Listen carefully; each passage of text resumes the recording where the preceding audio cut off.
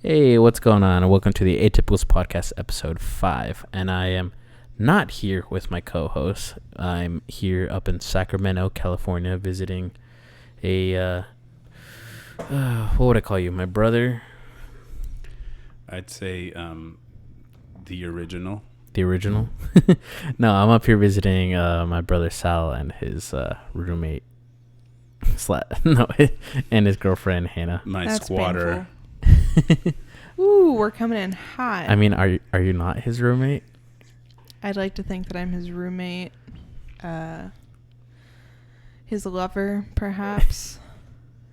Roommate, though? Yeah, definitely his roommate. But no, we're coming at you from here in Sacramento. This is our Halloween episode.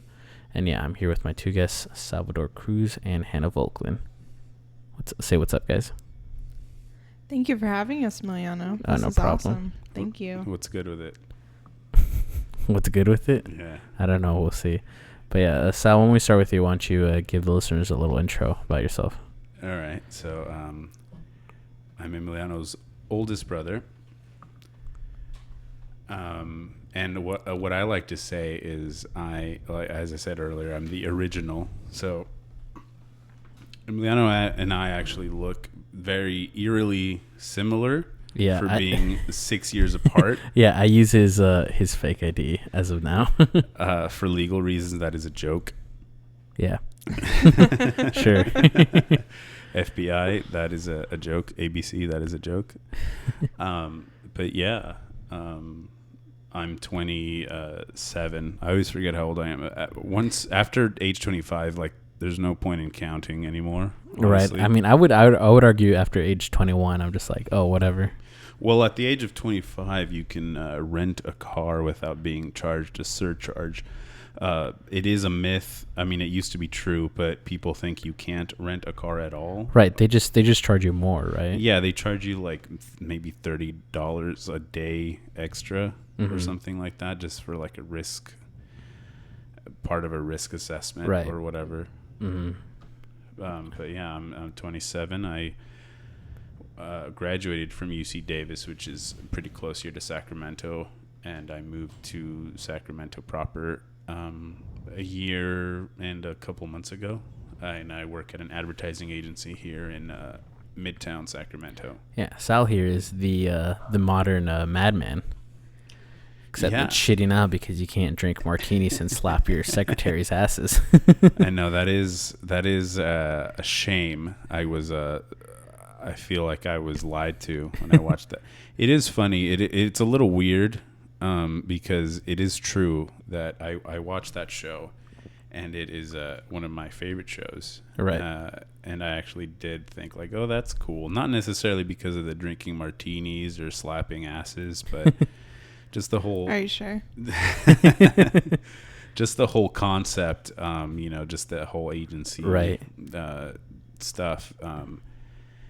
And now I work at one, which is pretty cool. And I mean, it's not like I don't get to work on like, Chrysler or, Jaguar or something like that, but right. Pretty cool. No, and I feel like it's interesting because back then they talk about like the cigarette campaign ads and all that stuff, and then in the middle of the series, I think they release all the cancer info about cigarettes, and yet they still find a way to advertise them successfully, despite what it says on the labels. Yeah, I think during the series they actually didn't have anything like labels like that. Actually, originally they had doctors actually sorry.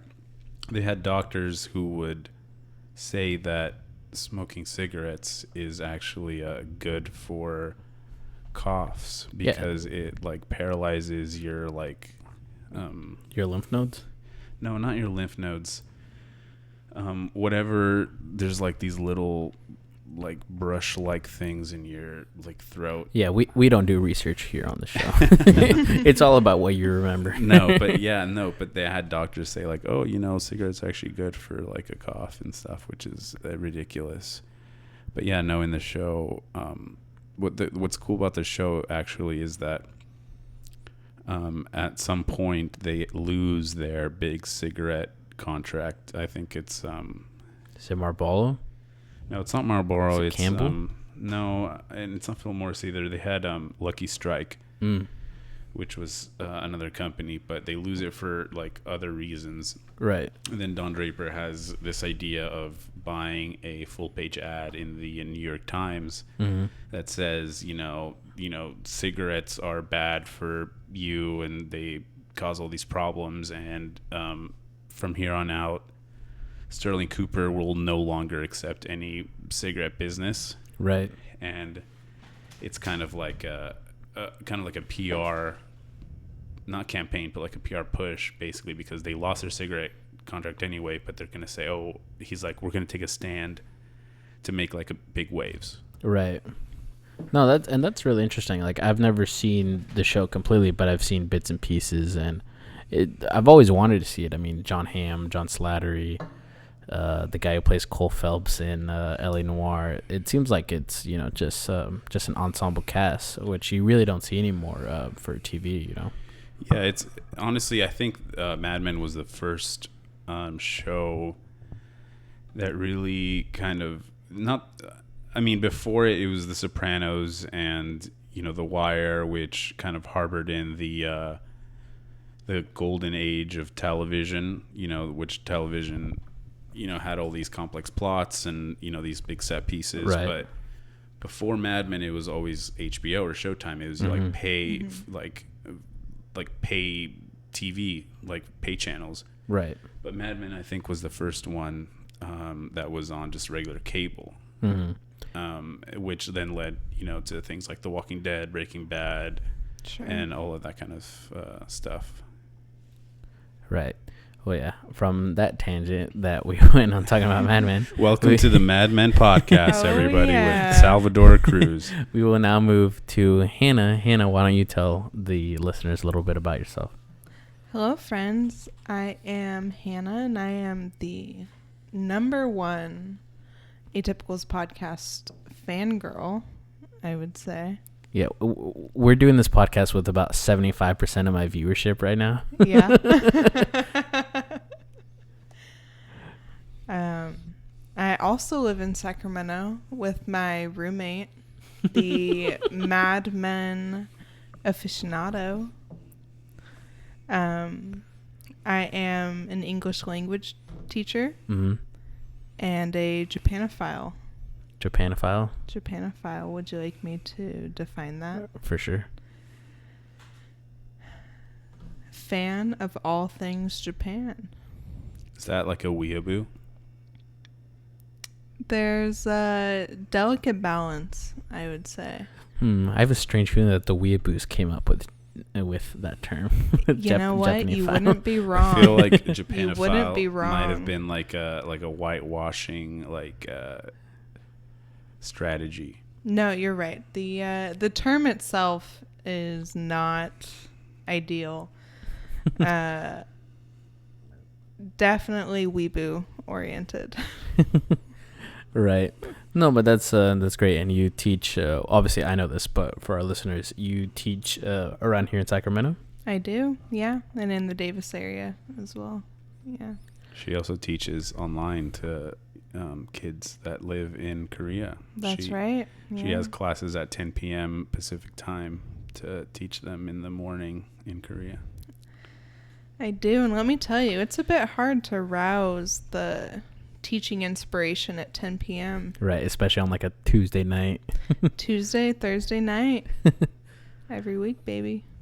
Yeah, I couldn't do that. I was just talking with Sal about this. I was hearing your enthusiasm in the room, and I was like, man, I could not do this with like kids. Like, that's why I want to be, if I had to be a high school teacher, because like I feel like I could just be like walk in with like a hangover and be like, all right guys, just read this chapter, leave me alone.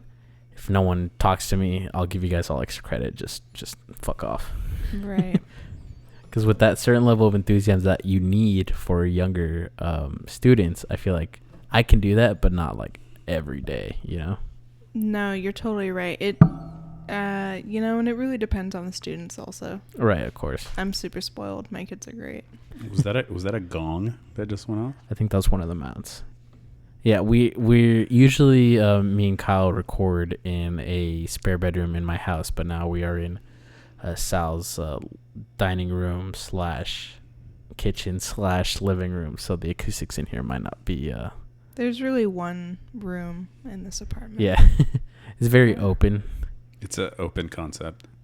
It's actually very. It's actually very attractive modern to the millennial audience. Well, I guess that's why you. It is. You also have a lot of plants and a lot of wood. I do. Right? Yeah. So it's a plant / wood based. Yeah, you got a lot of wood, bro. Congratulations. Oh, wow. Let me confirm. This is a rowdy podcast. He's got a lot of wood. Ooh. Oh, yeah. I have to put an M for mature rating on this podcast. Yeah. Not compared to our last week's one, though. That was a little... Kyle's not here to keep us... Kyle's not here to keep us grounded. To keep us pure. Yeah. You know, like, we don't have a straight man right now. No. We just have 2.5 degenerates. Yeah. We have the host, and he's going to try his best to steer the ship. But, yeah, you have a couple of wild cards in here. Steering the ship after a couple of Moscow mules is not ideal. Yeah, more than a couple, actually. And for legal reasons, that is also a joke. Is that what you had tonight? Do you have a couple of Moscow mules? I had 4. 4? Yeah. Damn, boy. Well, they were pre-mixed, so... Yeah. You didn't see them make it in front of you? They were, like, in a fucking, like... Yeah, they were definitely... The second and third one were the third and fourth one were definitely watered down. Nice. Yeah, the first couple ones, because it was earlier in the night, they were pretty good, but they didn't serve them in the mugs, so I was a little upset. Oh, gotcha. Yeah, no copper mugs there. That's the only reason I get mules, dude. To drink with a handle. Otherwise, what's the point? You're right. All right, but because it is the Halloween episode, everybody, and because we have our first 2 guests, I will be conducting a semi-interview-esque. I will ask our 2 guests Halloween-related questions, and at the end of their 2 answers, I will also give mine. And if there are any disagreements or anything debated, we will go into that. I'm ready. But our first question... Come at me. Our first question, I will give it to Hannah and then to Sal, and then I'll answer myself. Throw it out there. What is the scariest actor/actress performance in any movie? Ooh. This is not my list, by the way. Okay, what does scary mean? Right. Let's define scary it first. is a way it...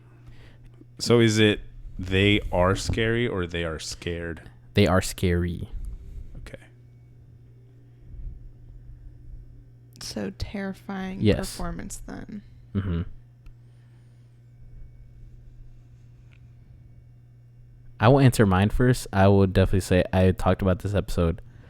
I talked about this movie last week, but I watched Silence of the Lambs, and while you've talked about that like for the last 4 episodes, it is. I got in the Halloween spirit, man. This is the no, but I mentioned the Hannibal Lecter podcast. Now, Hannibal Lecter, played by Anthony Hopkins, is definitely creepy, but it is not the scariest. The scariest would definitely have to be Ted Levine playing Buffalo Bill.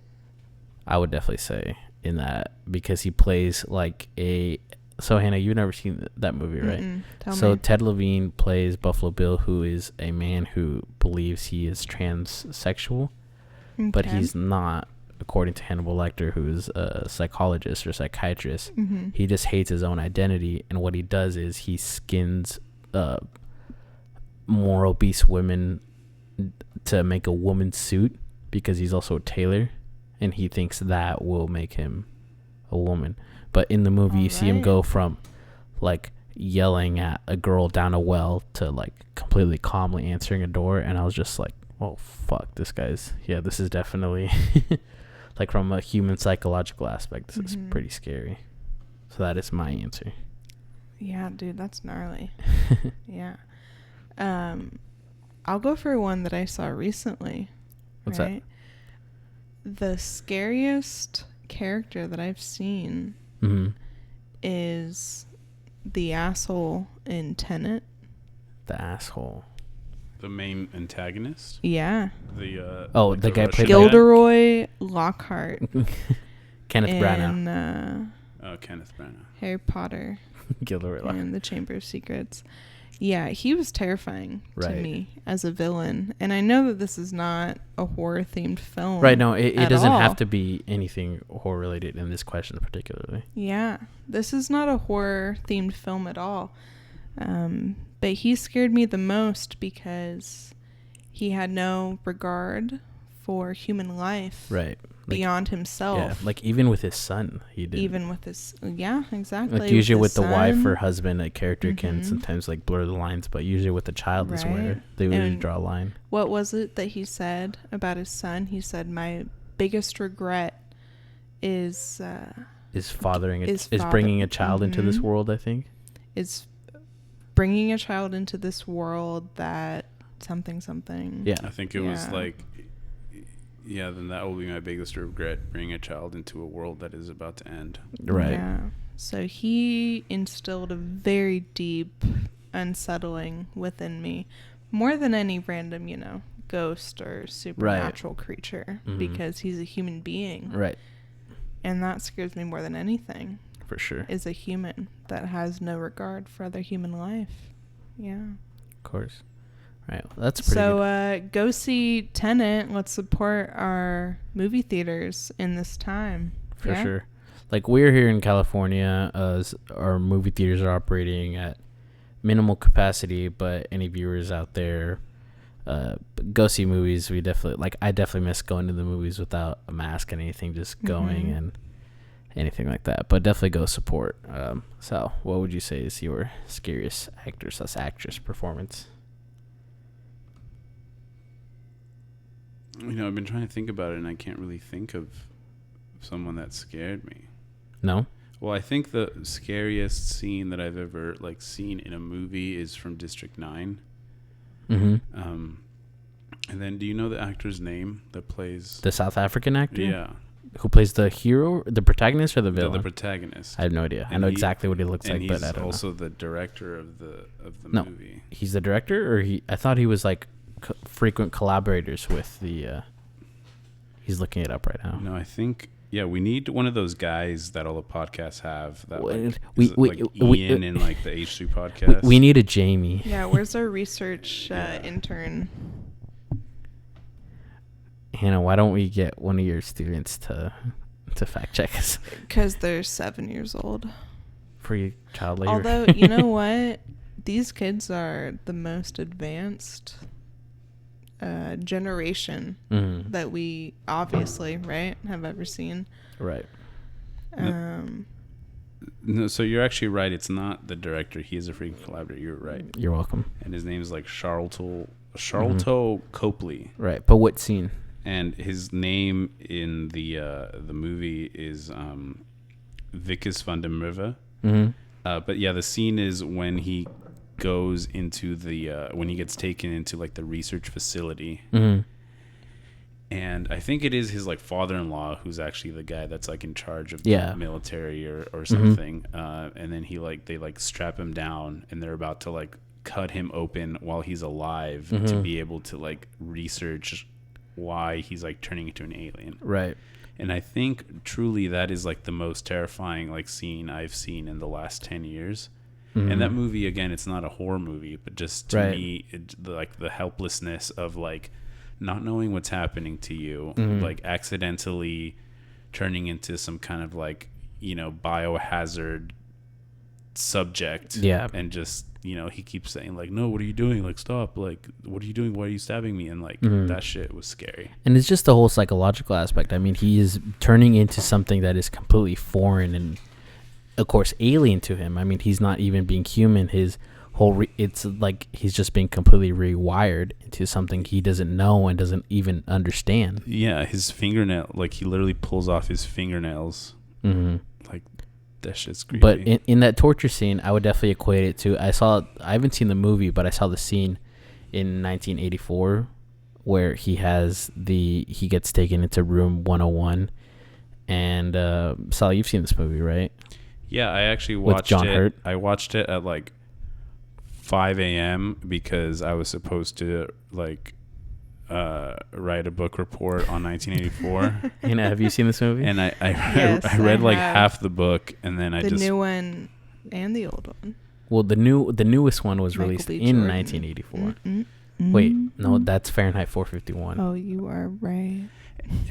Anyway, is the original one the one that the main guy is played by the bad guy in V for Vendetta? That is 1984, released in 1984. Okay, well, that's the one that I watched because I was supposed to do like a book report, and the book report was actually like a presentation.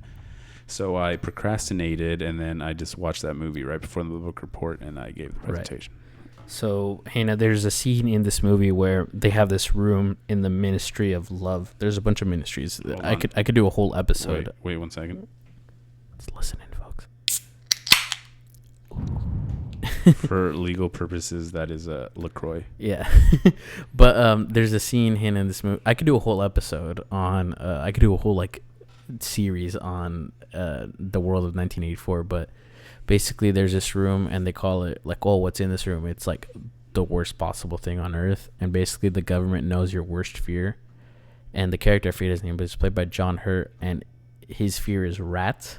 So they have a mask that has like 2 sliding doors, and there's 2 rats that have been fighting with each other, and they put that over his face, and they release one door, and he's basically, the antagonist is just saying like, oh, right when I release the second door, they'll eat your face. Right. They'll start with the eyes, sometimes they go into the cheeks, and the whole time he's just crying, and then he finally betrays his lover, and he says, oh, do it to her, don't do it to me, just do it to her. And yeah, that one, I would equate that one to the District 19 that's what I was talking about. Well, here's a question. If you were in his position, what would you have done? I'd probably do the same thing. Right. We can't really fault him for that. Right. Yeah. No, and I'm not faulting him. I mean, it's definitely... I know. Yeah. I'm just... But anyway, in the movie, this like handler for the CIA says, you know, everybody likes to think that they would run into the burning building until they feel the heat. Right. Because in a scene in the movie, the protagonist is pretty much like he is in a life or death situation, and he refuses to like give up his colleagues and his mission, and he chooses death over it. Right. Prime example. So yeah. Really good example. Yeah, and this is how the movie, not to spoil anything, but this is like this is one of the first scenes in the movie. Yeah, this is probably like within the first 15 minutes. But anyway, yeah, that's a pretty good assessment. But to the next question, and this I guess goes to both of you. How often do you guys play pranks on each other, like scary pranks on each other? Well, I'll let Hannah go first. So for herself, I think that Sal knows that I'm an easy spook. So it doesn't take much to spook me. All right. I will take note of that. What do you think? Have you noticed that from me? I haven't done it with you. I do it with Kyle all the time. But sorry, Emiliano, Kyle. even Sorry, cat. Sorry, cat. Even when you touch me on the shoulder, I jump. I haven't noticed that. Right. It doesn't take much to spook me, and I'm a huge fan of horror films, horror video games.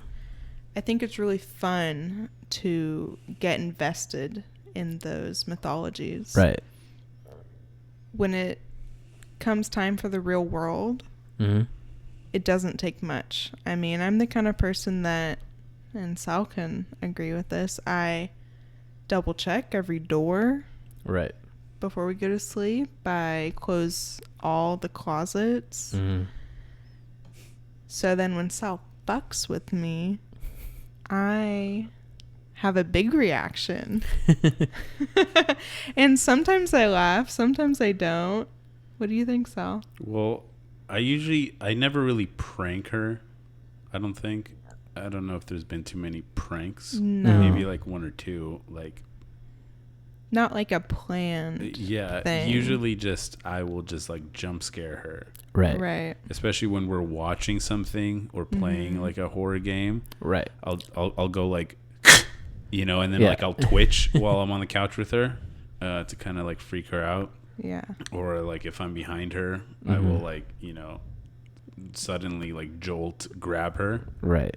But yeah, I don't think I've ever done like some kind of insidious like true like horror. Like you haven't like she's gone to the bathroom and like you turn all the lights off and you hear her just go like, babe. No, babe? he like, knows that it's Denzo. See, right there. I would do that. She would like die. I would. My heart would give have out. And we'll probably do that in the future. Hannah's she's too delicate for that. I guess that's.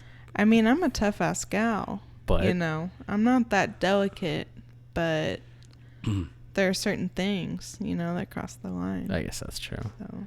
Yeah, and like with the person I used to do that to, they who will not be named. She will not be named.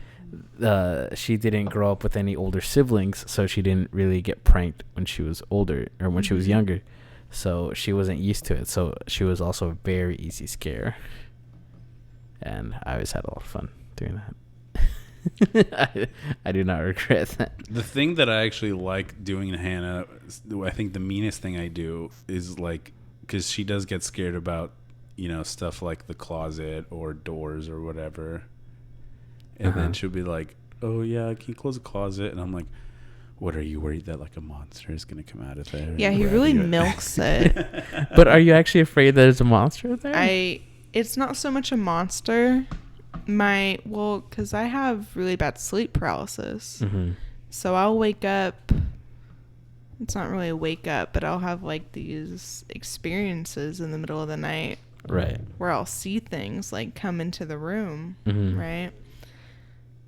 So it's not so much real things that I'm worried about, but it's more my own imagination that I'm concerned about. Right. So when Sal says, oh, are you worried that something's going to come out of the closet? Well, no. But I'm worried that later I'm going to fall asleep and then some fake imagery is going to manifest. Right. Yeah. What I also like to do to her is voices. Like it. Oh God, he's way too good. Like, Georgie. No, I hate it, like, dude. He's so fucking good at this. I hate it. Don't you want your boat? Hey, Georgie. Don't you want your boat? Dating an impressionist is incredible because I'm laughing 24/7. He's so funny. There's a zombie apocalypse, and you have a opportunity to fill a go bag. And you have 5 items you can fill it with. So how big is the go bag? That doesn't matter. So it's like any 5 things. It's 5 items. 5 items. What is an item?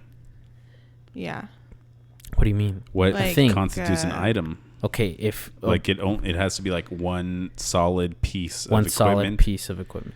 Like I can't say like one of the items will be like if a you say 30-day food supply kit. Like if it's a kit, that works. But like if you say shotgun with ammo, that I will constitute that as an item. Wait, so a kit will work? A kit. So I can say like 30 days of food is one item? I don't know if that's... I will equate that. I'm the host. I can do whatever I want. That's fine. I just want to make sure that that's the rule. Yes. Like if you say a gun, I will assume that will come with ammo. Hannah, you're up. Yeah. All right. Well, first I bring my best party dress. Why a party dress? Because the zombie apocalypse has to end eventually. Okay. Right? All right. So. Well, she just fucked herself over. Party dress. 4 more items left. I'm kidding. No safe box. Nope. No, it's too late. No, it's already in there. No safe boxes. This is my not. God, this is I'm sorry. kidding. I'm getting too close to the mic. This is not Resident Evil. You know, there's no safe boxes. So you already killed your first item slot. Well, to the listeners out there, I wouldn't actually bring a fucking party dress. Right? It's like, so do we need weapons? Right? I don't know. It's up to you. You at this point, it's just say it. The zombies are coming in. You have 5 things. Top you of your head. Yeah, top of your head. 5 things. All right. Are these things that I have to have in my house, or it's a go bag? Could it be like anything that I don't have? Okay. Amazon has a drone. It can carry 5 items, and it will be there immediately. Oh, okay. So things that I don't have. Yes. Necessarily. Yeah, you don't have to own it. Just order them. Yeah. The drone will be here in 10 minutes. It can carry up to 5 things. But I don't think that the Amazon drone can carry we're really getting into the weeds. Weapons. Here. 5 things. I'm sorry. I'm not going to... Actually, no, I'm not going to apologize. I want to clarify this here. Anything. 5 items. It's a magical Amazon drone with no laws. All right. Well, I'm going to grab a nice machete. Okay, machete. For sure. Okay, that's a good one. Not a gun, because you never know when you're going to find your next ammo reload, right? So I want those nice melee weapons. Okay. So you got a machete. Grab a machete. And a party dress. Ignore him. Okay, so... You know what? I'm just going to put the party dress on, and I'm just going to look cute you can wear the it whole time. Yeah. All right, Jill Valentine. Yeah. What's Jill Valentine doing wearing booty shorts anyway? She wasn't wearing booty shorts. She was wearing a skirt. So that's even worse. I guess so. All right, but for Hannah's... a skirt and a tube top. But for Hannah's... you got to get that sex appeal, man. But for her, go back. So far, we have a machete. All right. Second, I'm going to go for passport. Okay. Because zombie apocalypse, right? We think that the whole world crumbles. And yet, I know that Donald Trump would find some fucking way to bring the passport into this conversation. So I want my passport to make sure that I can cross between... Plus, like, in the future, if it ends, they might ask for some kind of documentation. Exactly. It's like, this is who I am. Right. Okay. All right. What else? All right. Next, I'm going to bring a nice 24 case of Modelo. All right. If I brought that, they'd probably be out by the second day. They'd be out within the first 60 minutes, to be honest. Yeah. All right. Well, you got 2 more things. I'm going to bring my vine plant that's in the corner. Hannah. Because we've been growing that for a while. Hannah. Yeah? Why are you bringing a plant? Because this plant has been growing with us. I know, but if you leave it here, it'll probably thrive. No, it needs but water, no one's going to be watering it, so who's going to be watering it? All right, that's 4, I think. Okay, 4. Yeah. Okay. And I'm going to bring a picture of my sister. Not of your boyfriend? Well, my boyfriend will be with me. So I'd rather have a picture of my sister. I'll be in her spank bank. Oh, yeah. All right, so we got machete, passport, picture of sister, Modelo, and plant. Yeah. Okay. I'm guessing Hannah will be murdered within a week of all this. Well, the thing is, I knew that already because I'm way too fucking empathetic. So any little child... she would fall for any like of those like traps that you see in those movies where like someone's like, "Help, I'm hurt." Yeah, like, you know, like and then yeah. like no, the posse. No, fuck the traps. No, fuck and then the posse comes through and like fucks you up. Like in Hannah, so like in Last of Us, there's a scene. I won't spoil any of the story because I don't know if you guys even haven't played it, but there's a trap that some people do that are called hunters, where they pretend to be shot. Yeah. And it's like, oh, we should stop and help him, but it's like the main character knows that it's a trap. Yeah. So he doesn't stop.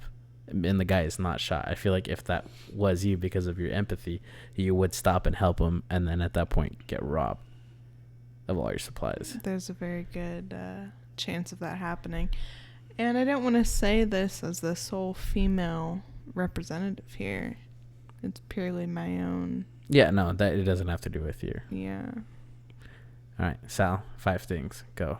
All right. Do the things have to like be realistic and exist? Yes, you can't do like you can't do the portal gun from Portal. That's not what I meant. I meant like, can I get like an infinite battery or something? No. All right. First things first. Okay. A 9mm assault rifle.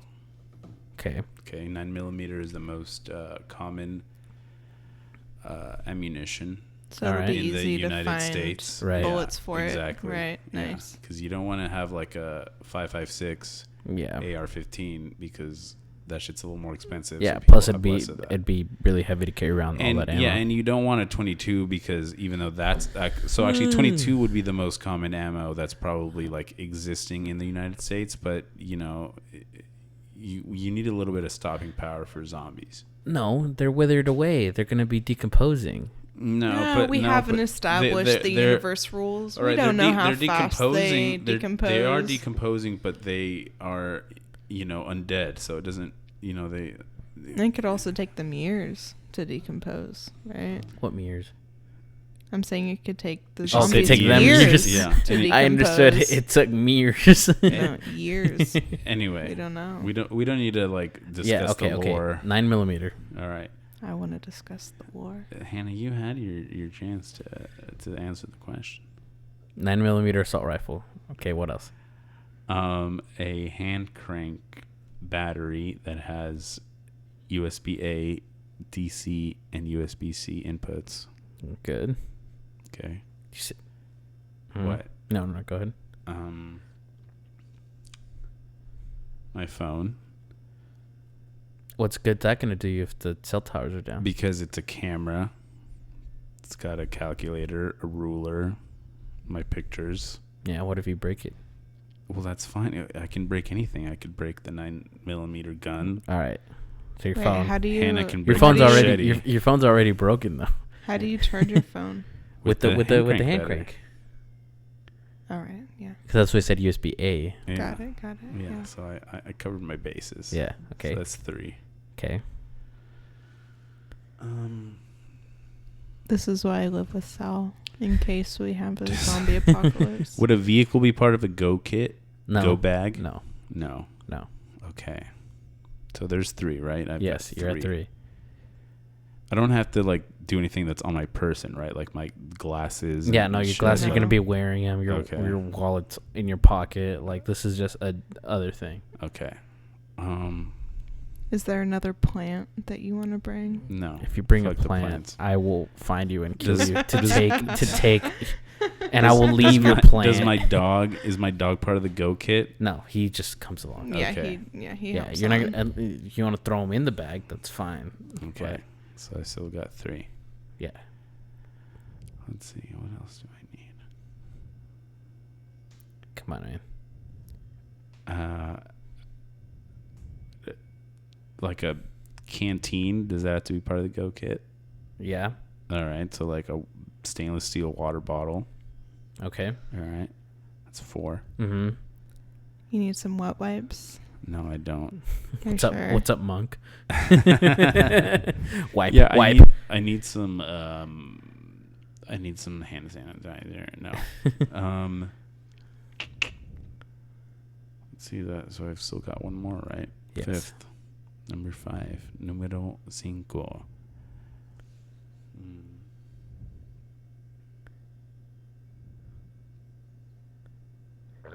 You need some uppers. We can't talk about that kind of stuff right now. You know what I'd say? I'd say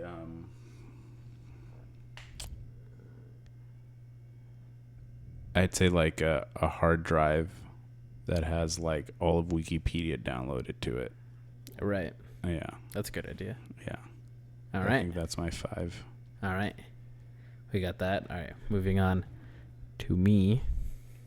First thing I would get is a life straw, which is a filtration straw, so you can drink water out of any but don't you? Source. Okay, so I kind of thought about that too, but don't you have to replace the like filter in it or the straw itself?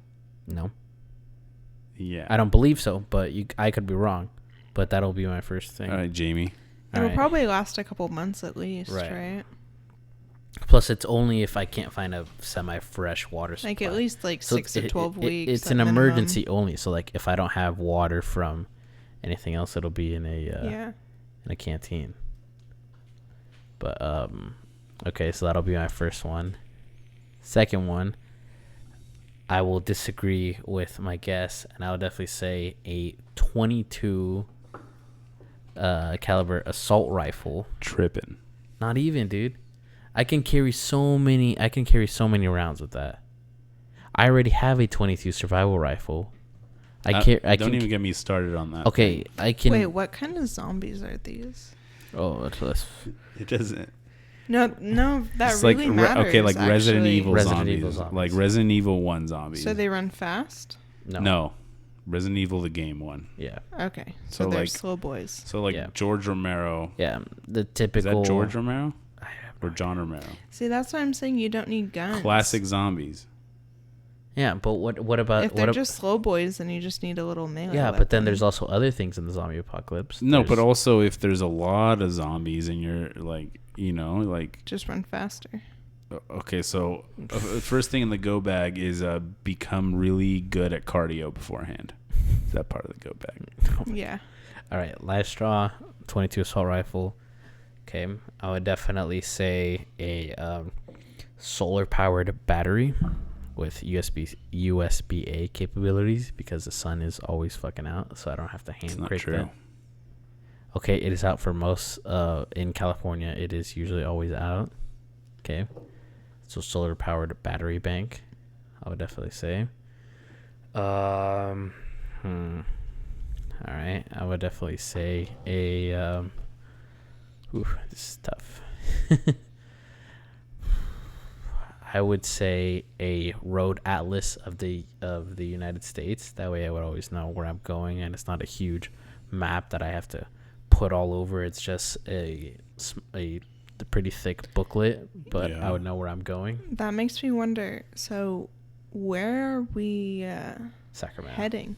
I don't know. Right. So, like in the zombie apocalypse, where is the most opportune location that we should run to? Catalina Island, Missouri. Nice. Although there are a lot Nevada, of ferries. Missouri. All right. Well, that's not a bad location. There's a Walmart. My family has nice. My family has a farm in central Missouri. Also where the biggest COVID outbreak is currently happening. All right, and then I have two more. No, you have one. One more? Yeah.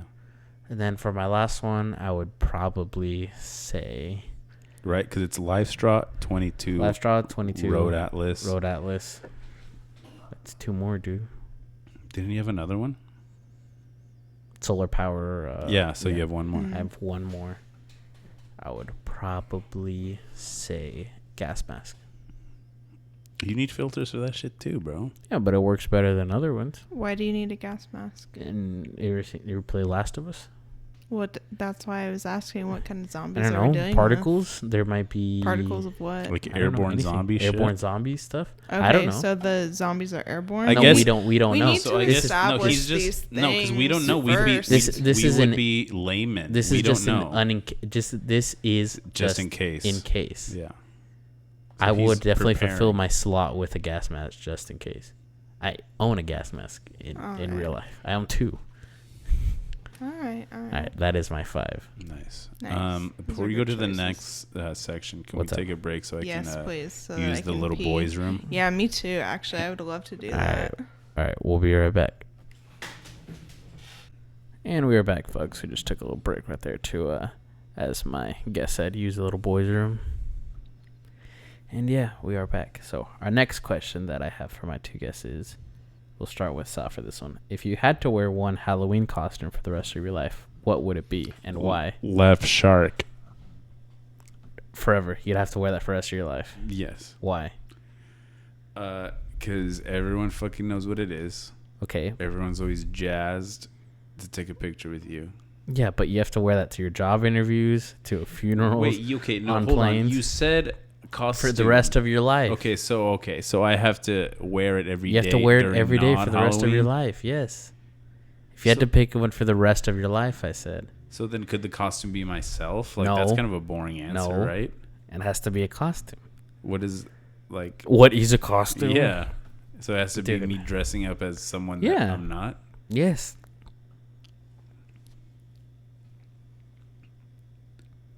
It's a costume. So this is a flawed question because obviously I will choose the most convenient thing, right? That's fine. Just give me an answer. Okay, let's say my costume would be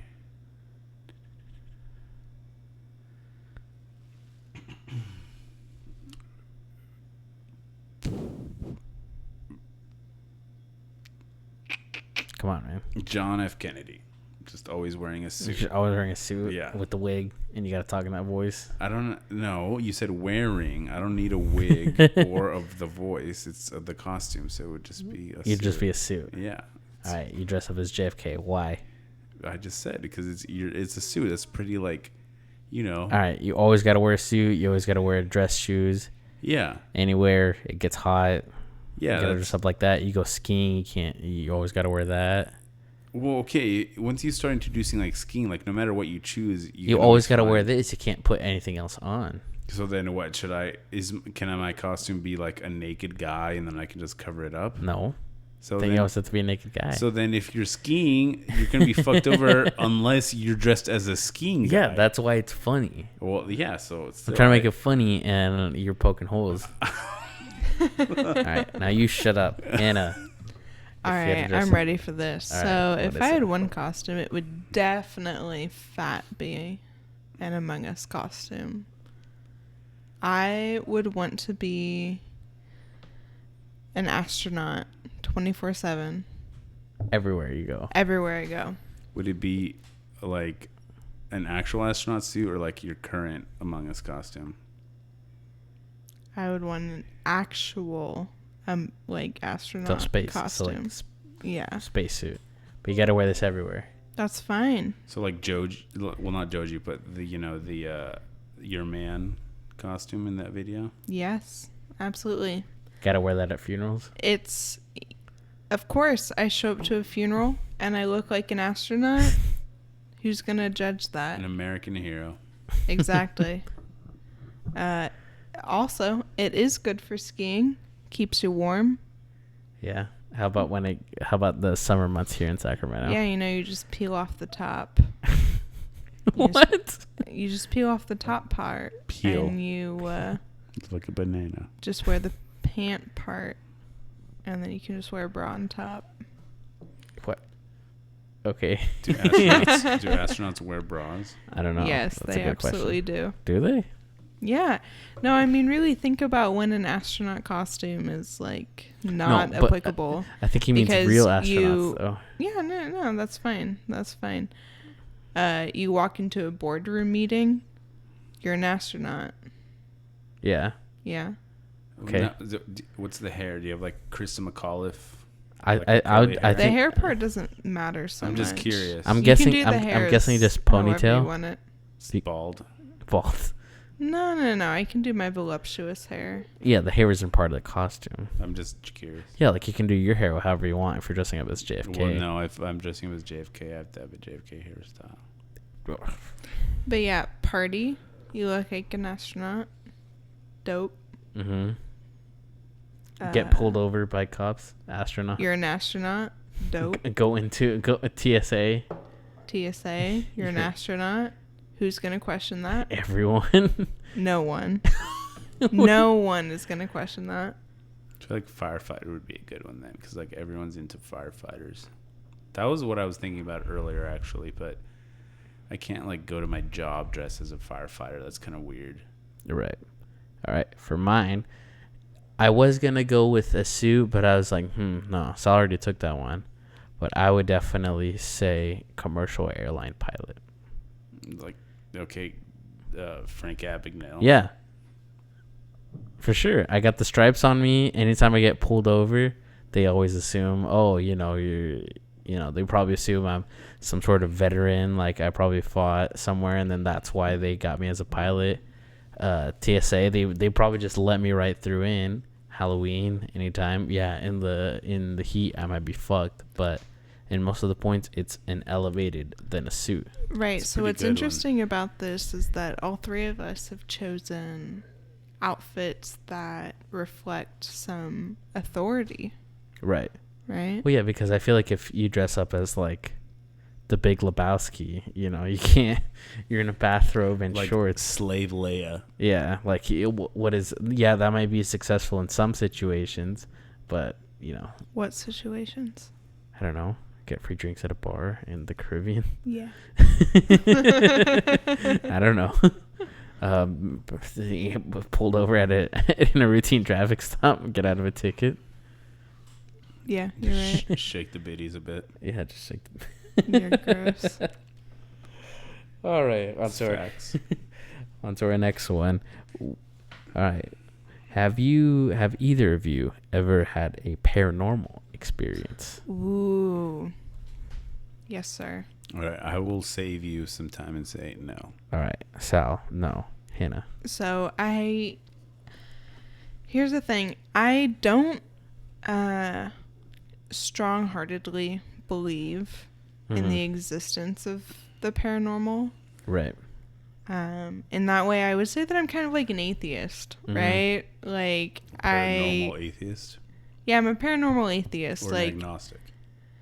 Agnostic, actually. Thank you. Agnostic is the term. Because I don't really believe that they exist, but I don't have facts to prove that they don't exist. So that's kind of that gray area. Excuse me. When I was about 13, I was walking through my house all by myself. No one was home. And I felt someone pull on my shirt. Ooh. Like, literally no one was home. And someone pulled on my shirt, like, hard enough for my shoulder to lurch back. Right. Which obviously wouldn't happen, like, of my own accord. Like, I didn't have a twitch. I didn't have, like, a, anything. Right. So it felt like something from behind me was, like, yanking on me. And, of course, I mean, I turn around. There's nothing there. So I'm spooked out of my fucking mind. Right. Accordingly. So, I don't know. Like, what does that mean? I mean, I would definitely say that is... Because, most paranormal experiences aren't confirmed. Right. It's just I would definitely choose... Okay, suspected paranormal experience. I would definitely change the question to. And I would equate that one to one. But yeah, right. I don't think I've ever heard that story before. No, I'm not like, oh, it was a ghost that was like fucking but it was a weird But it's like, thing. who was yanking on my shirt, Right. Yeah. For sure. And I will answer the question that I also do not. I've heard stories, but people close to me, like, this didn't happen to me. So to answer the question, I would say no. But I'd heard this story from someone close to me that they were roommates with a girl, and their friend was at home, and she turned off the lights, and she heard, and this roommate was like very timid, very introverted, didn't like to brag about stories, but she heard a voice go, "We don't like the dark." Like a male voice go, "We don't like the dark." Interesting. And she just ran to her room and hid and called her roommate and everything. And she doesn't even like to talk about the story, but her roommate likes to bring up the story. Wow. But yeah, to answer the question, I do not have it. Yeah. Yeah. Can I tell one more story? Go ahead. So when I was about 14, I woke up. Troubled teens, eh? Yeah, troubled teens. Right. Yeah. No, I woke up in the middle of the night. For no reason, but like, my door was open, whatever. Right. And I walked out of my room, and I turned the corner. Nothing was there. It was just my hallway. Right. Whatever. That's fine. I go back to bed. Well, I had gotten up because I was like, oh, the door's open. Like, is someone up? But no one was. Right. So then I headed back to bed. And I crawled back into bed. Got all cozy. And then a strong arm reached across my torso. Ooh, boy. And grabbed me tight. And said, all right, it's time to go to sleep. What the fuck? I was 14. And it wasn't your dad or anything like that? It was not my dad. Did you see the hand? Did you see the arm? From my memory, it was a strong male arm. But I didn't see his face. I didn't see his body or anything. But I had gotten up, walked around, come back to bed for some reason, and then it was a strong arm. But you saw it. Yeah, I saw the arm. Right. I didn't see the body, but I saw the arm. All right, so Hannah confirmed haunted. Right. So, I mean, we both said no, and she has 2 stories. She probably has more. Do you have more? I mean, to be honest. Oh, Jesus, bro. I think it was this house. Hannah is specifically, actually. Like, specifically this house. I've lived in several houses. Mm-hmm. And it's this one house where all this weird shit has happened. Right. Yeah. No, because when we were growing up, and so I remember this. Do you remember that dad? So our dad is a property manager. How he had a house where someone committed suicide. Yeah. Yeah. Oof. So everyone always talked about feeling weird in this house or whatever. And I'd been in that house a bunch of times. I never felt any sort of presence or any sort of bad vibe or anything like that. I worked at that house when I was younger, when I was around 17, 18, 19. Yeah, never. I worked, I mean, it was during the day. I don't know. You know, there's like a whole proclivity for spirits to come out at night. But yeah, nothing. Yeah, and then his workers would be like, but I feel like they were just trying to get out of work early or some shit. I don't know. I think, hey, boss, I felt some weird shit. I can't come into work tomorrow. As someone says one thing, it just kind of spreads. Yeah. And I'd heard the rumor. I didn't know the truth about like how he died up until a couple weeks ago. But I'm gonna go on record. I will invite any nefarious spirits to come to me. Prove yourselves. Please don't, because we share the same house. Please don't do that. Yeah, and I'm just visiting, so. I've used Ouija boards. Dude, before. why? Because they're all bullshit. I wouldn't tempt fate, dude. Okay, but they're fun. Like, Ouija boards are fun. I wouldn't. Okay, you know what Ouija boards are? It's like drunk, like 16-year-old girls. They're nope. like, ooh, I would never. Were you a drunk 16-year-old girl? No, but my girlfriend in high school was, and it's all just like, it's fucking made by Hasbro, dude. Like, it's come on. Nope. Nope. Absolutely not. Well, Emiliano, interesting that you say that, because we have a Ouija board here for you. Get that fucking thing away from me.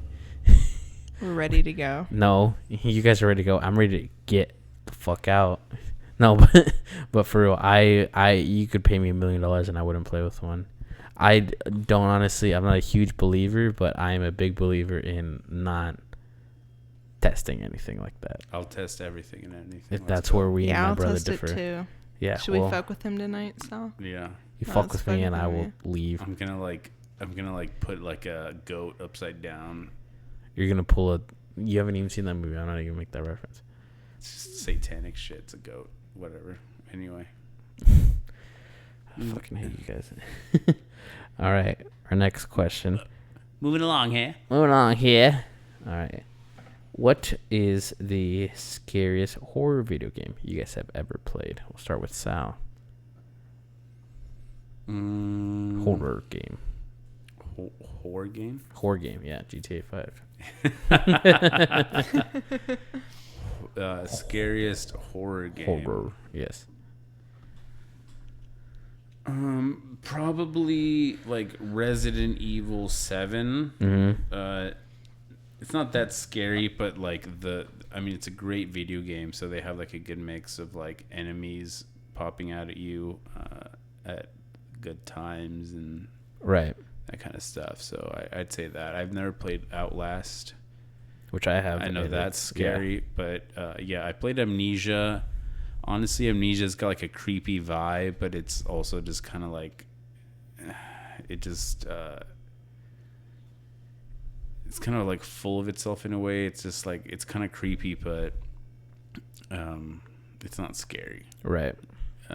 There's not enough like shit that scares you in it. Like, and again, like I said, Resident Evil 7. I think the scariest parts were probably the jump scares, which is cheap, but I think it did a good job of doing that for sure.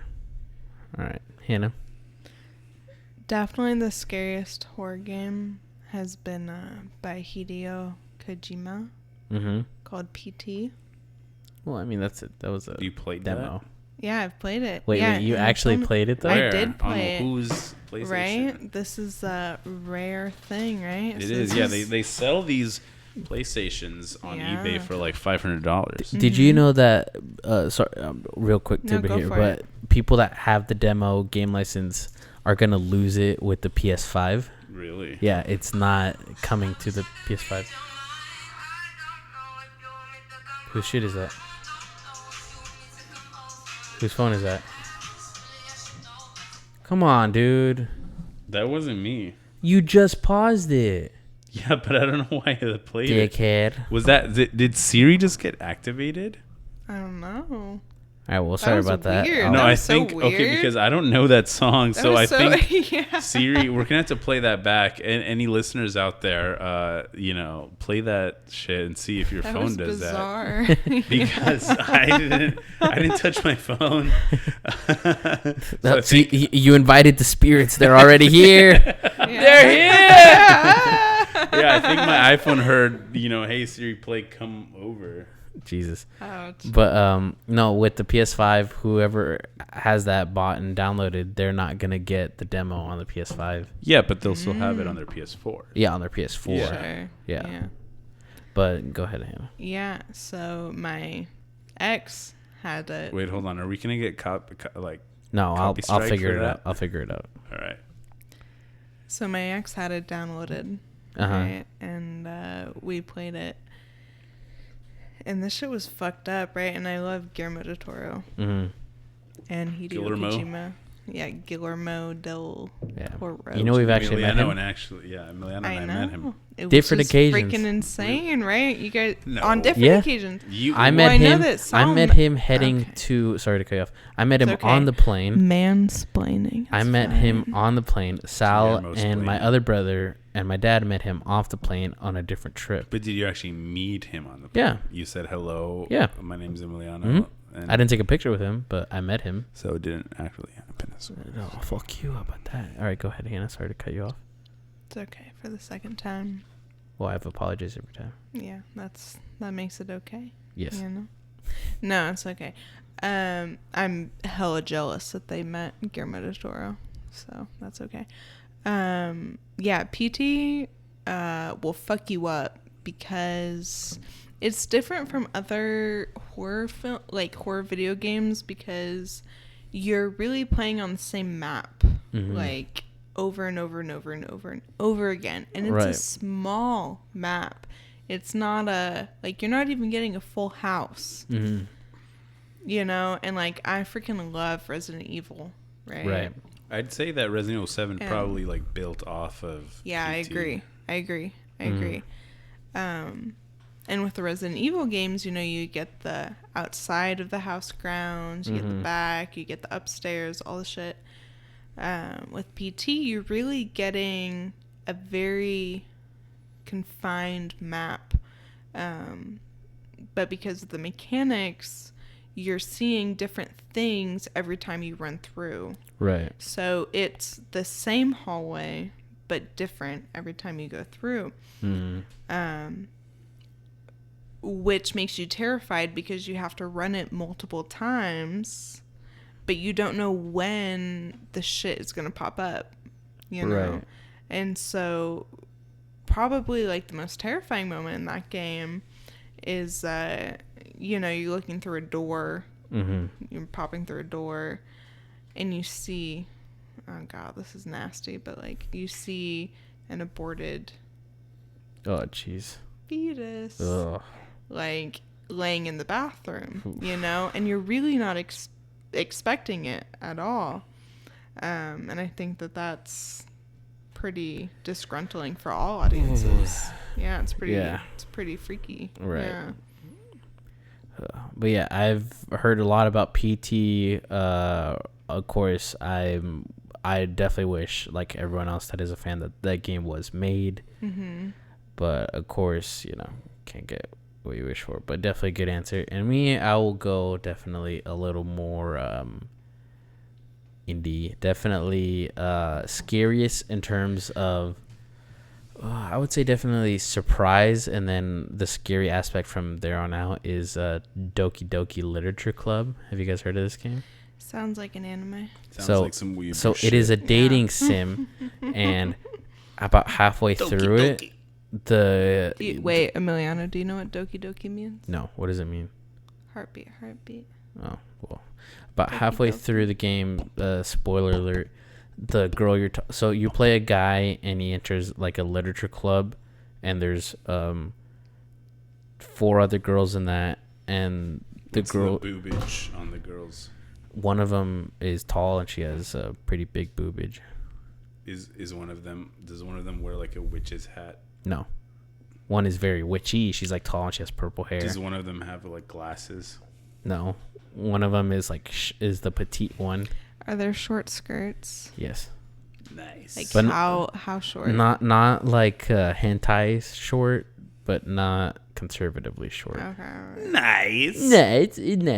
But no, about halfway through, like you think it's like cute, and there's this like da, da, da, da, music behind it. It's like a very cute dating sim. Right, that's kind of the shit with But like then, Japanese games, right? They kind of like give that really sweet, but then halfway beautiful through it, music, but then the explicit but imagery. this one was halfway through it, the girl's like, oh, so do you want to date me? And it's a choice between yes or no, and despite either one, you get a very graphic, very disturbing image the next day when you go to her house and she is hanging.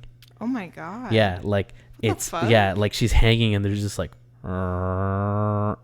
soundtrack, and it's super disturbing, and the game restarts and she's glitched out of the main menu, and What? and then it's just like a huge and then the whole game is just like the girl you choose. You can choose a girl who like kills herself. You can choose another girl who like she talks about how her dad like beats. It's crazy.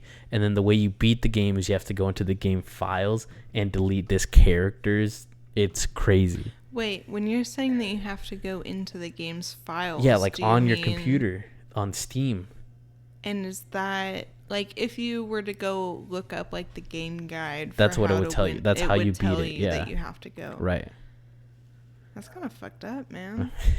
But for scary, it was definitely like that because it's like, whoa, what is?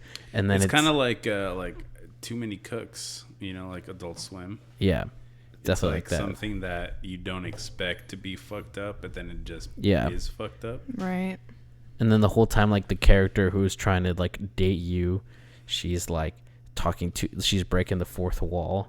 And like it records your gameplay, and she's like, oh, I know you've been playing here for 5 hours. You chose the other 2 girls instead of me. Why'd you choose them? All this stuff. And it's definitely So for me. you Yeah. obviously should not choose her. Right? No. Yeah. Manipulative. Huh? Manipulative. Very much so. But yeah, I would definitely say that would be scariest. Dude, that's gnarly. All right, and then another one, our second question here. Our second to last question here. I feel like we could do a whole other podcast about like the fucked up Japanese games. That's the only one I know, so Oh. I'm sure you could do one. Yeah, you're right. You All should right, start next time. Yeah. You have a Hannah podcast. Hannah Yeah. cast. Japana. Yeah. Hannah Japana is her Finsta name. Japana? No? Well, I mean, of course, that's not to say that I know like everything about this, field, but yeah. All right, so here we go. How much money would it take for you to spend a night inside a confirmed haunted house? We'll start with Sal. I don't know. Like, am I just trying to get money? Someone is like, I will pay you this amount to spend a night in this house. So that they'll is pay, for sure. Like, they'll pay me whatever I ask. Yes. Well, how much would it take? What is the least amount? Can you set the setting, Emiliano? Okay, the setting Can you is give us like a little bit of a. There is a environment here? There is. It's like the Amityville. Okay. So it's like that sort of house. Like there's been murders here. There's been definite paranormal. There's been confirmed paranormal activity. There's not been any exorcisms. It is a haunted house. There will definitely be some paranormal activity happening. Will I possibly die? Yes. Are you by yourself? Can Yes. You, this is separate occasions. You guys cannot go so together. You're all by yourself here, babe. Yeah. I don't know, like 100K. 100K. Yeah. 100K. That is reasonable because I feel like I was worried about asking this because I feel like it's like, oh, like $200 million. That's what I'm saying. Like, if they'll pay me anything I ask, I'll say like $1 billion, right? Just to get the. But money. it has to be within reason. That's what I'm saying. Like, I don't really care that much. Like, yeah, 100K sounds good. Yeah. All right, Hannah.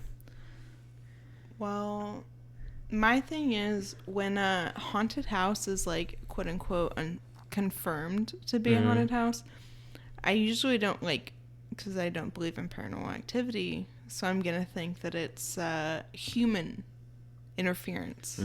So my price would be $5,000. $5K. Wow. 5K.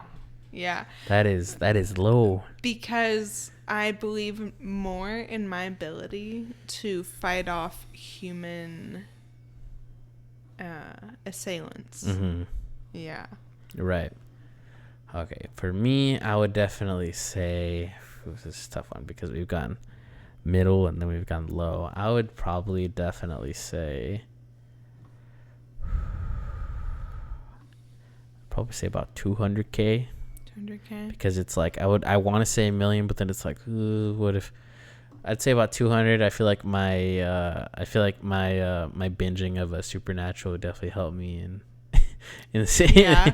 whatever may or may not come at me in the house, be it a confirmed supernatural entity or just just them trying to fuck with me. Mm-hmm.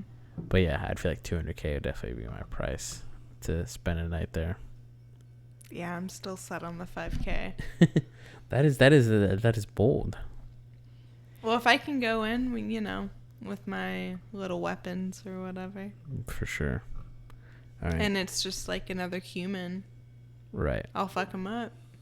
For sure. Well, all right. Is that all your questions? We have one more. We're getting a little over an hour, but this will be our last one, and then we'll move into our segment.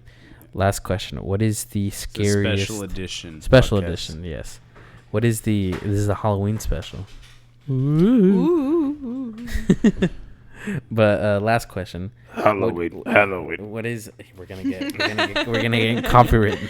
You get a copy strike. Yeah, bro. Tim Burton is gonna. Yeah, I'm sure Tim Burton is really looking out for us Tim now. Tim Burton is a avid listener. I love him. I love Tim Burton. Right. What's this? Shut up. All right. What is the scariest non-horror movie you've ever seen? That's fucked up because I feel like I already answered that. Non-horror. I answered that already. Non-horror. I have an answer. All right, I'll have a second answer. All right, that's completely fine. Hannah, do you have an answer, or do you want me to go first? I will go first.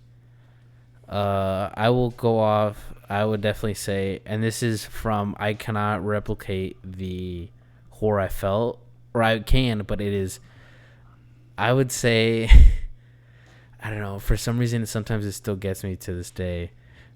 You know what? I'm going to change Wallace my answer. and Gromit? No. Ooh. No, I would change my answer because of a childhood viewing and recently. I would probably say Spirited Away. Because of the pig scene.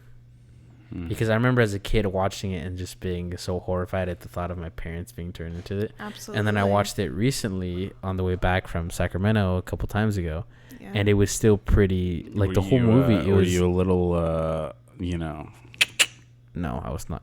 No, but that's fair. Like as a child to see or to imagine your parents be turned into, and then just the grotesqueness of the pigs, massive pig creatures is really. When was unsettling. the first time that you saw it? I probably saw it when I was around like 8 or 9. How? Where? That's really upsetting. I hadn't seen it back then. I saw a scene. I don't know. I don't. I remember seeing it probably.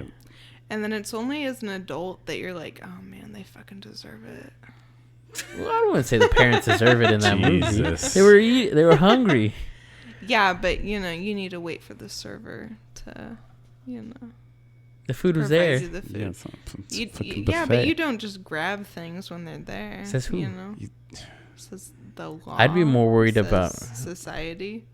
Well, Japanese society is very different from U.S. society. Not that different. Not that different. All right. All right. Do you have an answer, Hannah? Can't say Tenet. No, I'm not gonna say Tenet. The most unsettling. Yeah, it doesn't have to be horror, but unsettling, thriller-esque. Yeah, so I would say Annihilation. What is it? I haven't seen it. Annihilation. It's got like Natalie Portman in it. Yeah, it's an excellent. Oh, with Oscar Isaac. No. Oh, who's in that? Who's the second in that movie? Is Oscar? No. I think. Oh, Oscar yeah, Isaac is fuck her you husband guys. in it. Yeah. No, I think he's The only her reason. husband. So screw you. No, you're right. So Natalie Portman is the central figure in it, and she leads a team of all-female combatants into an area of alien contamination. It's like a alternate universe, or not a universe. It's a portal, right? They're unsure exactly what it is. But it is a portal. Like they don't know where it is, but it's like definitely not Earth. Well, it is Earth, but there's like a there's like a containment, right? There's like a containment on Earth, and they enter it, and they don't know what they're gonna find.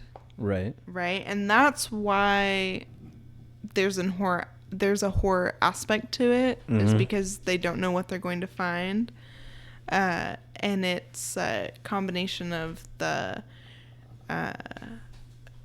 animal creatures plus the plant life, and what those to manifest into aggressive life forms. Right. But the reason that it becomes horror, even though it isn't actually a horror film, is because you just don't know. You just don't know what you're going to see. Right. Yeah. And then there's also an aspect of human consciousness confronting an own clone of human consciousness. For sure. Yeah. All right, well, that's a pretty good answer. I've been meaning to give the movie a watch. I only remember like seeing Oscar Isaac and Natalie Portman on the poster, but it was just one of those movies. Yeah, it's really excellent. I really encourage it. I'll definitely have to give it a watch. All right, what about you? So I forgot my movie, but then I remembered because you said Oscar Isaac. Oh, well, you're welcome. It's not a movie. Well, but I guess. Speaking of the microphone. Sounds like there's an echo. Yeah. I guess Black Mirror is kind of horror-ish, right? Is Oscar Isaac in a Black Mirror? No. He is in Ex Machina, right? Yeah, which is kind of like a Black Mirror kind of movie, but that's not what I was thinking about. It's an episode of Black Mirror. Which one? I could probably tell you the title. It's called an entire history of you. Oh, that's a good one. So that is my absolute favorite Black Mirror episode. Second episode. Give right? us a couple dates. On that. Yeah, for sure. Yeah. I will ascertain forever and always that the best Black Mirror episodes are the British ones. Even in the new seasons, like the best, creepiest ones are always the British ones. I feel like British people are like fucking depressed as shit, and they always fucking, yeah, bro. That's in a very special way. Not like they're not depressed, but they're like, damn, life fucking sucks. You know what I mean? Yeah. The grayness. Bleakness. And this episode really hit hard for me because I totally like identified with it. So an entire history of you, and this gets kind of brought up in Black Mirror in other episodes, but in this episode they have these things, I forget what they're called, but basically like I think they call it like is it like a rice? Yeah, I think so, something like that. It's like a chip. This little implant in their head that allows them to record everything that happens to them, like through their eyes and their ears. Yeah, so completely transparent world. Well, yeah, they can just record it and like play it back inside their own heads, and they can also like put it on TVs and stuff. And this episode is this guy, he's a lawyer, and like for example he has like a bad like meeting at work, and he like replays it because he's like, oh, I said something wrong at this point, and I'm looking at the way that like like their mannerisms and all that like, stuff, the way this guy was looking at me, and that's totally like I think about that shit all the time. Like I don't really have anxiety, but I feel like sometimes I do like have like kind of not social, like kind of social anxiety. Like I will remember back on something and I'm like, oh, were they doing this or were they doing that? Right. So like that definitely like hit hard with me. And in the episode he is like suspicious of the way that his wife is acting with this like dinner. Well, they are guests at his dinner party, this guy, but they're friends. They're friends, yeah, but his wife and this guy are old friends before they even knew each other, right? Yeah. So he's kind of suspicious about it. And then he's like, oh, what were you talking about in this? And why are we doing that, you know? And then like later, he tells a shitty joke and she's like, yeah. Like completely. And then later at that point, he like gets super drunk. And then at some point he like goes over to the guy's house, and then he like basically like assaults him. Right. And then he's like, oh yeah, you know how you guys always talk about how you guys went on that trip, like play it now. And he like has like a broken like alcohol bottle that he like puts to his neck and forces him to play it. Well, there's still some stuff that happens before that. Like what? Like she claims that they only hooked up, but then in a memory that he plays, they're kissing in the background, and he's like, oh, is that Marrakesh? And then she was like, oh, we didn't just hook up, we dated for 3 months. Yeah. And then there's these little things that just start to pile up. Yeah, basically. And then he goes to this guy's house, and then he's actually shacked up with another chick from the dinner party. But then he's like, oh yeah, you're a playboy, aren't you? And he makes him play Marrakesh on the TV. Yeah. And then they like he sees all that shit, and then he goes back to and then he makes him delete it all. He's like, oh, you're gonna delete all the stuff with my ex-wife. Yeah. And another thing in the show, like with my wife. Yeah. But then he goes back, and then he makes her play something, and it was like them having sex while they were married. And then basically he kind of like figures out that spoilers all, by the way. Yeah, I'll put spoiler time slots in the description. Everything. But basically he's like, oh, like his daughter, his like infant daughter that they have, he's like, oh, I think this is like his. Yeah. So basically what happens is he replays him looking at the guy deleting it, and he talks to his wife, and he replays it, and there's an ugly painting above the bed. Yes. And there's a scene where it's the girl after like she's naked and she has a blanket over her chest, and you can see the ugly painting. And then he's like, oh, you guys definitely had sex in our bedroom. And he forcibly makes her play them having sex in front of them. Yeah. And then she lies about him wearing a condom. So he suspects that their daughter isn't his. Yeah. Mm-hmm. And then the last scene in the episode is his house is empty. His wife is gone. The baby's gone. Yeah. And he just starts replaying like memories of him with the daughter, happy memories, memories of him with his wife. And then he's just beside himself because he was right. Perhaps maybe like with his paranoia, he used the tool that he had at his advantage to prove his paranoia, but he is so unhappy because his whole life is like shattered now. Right.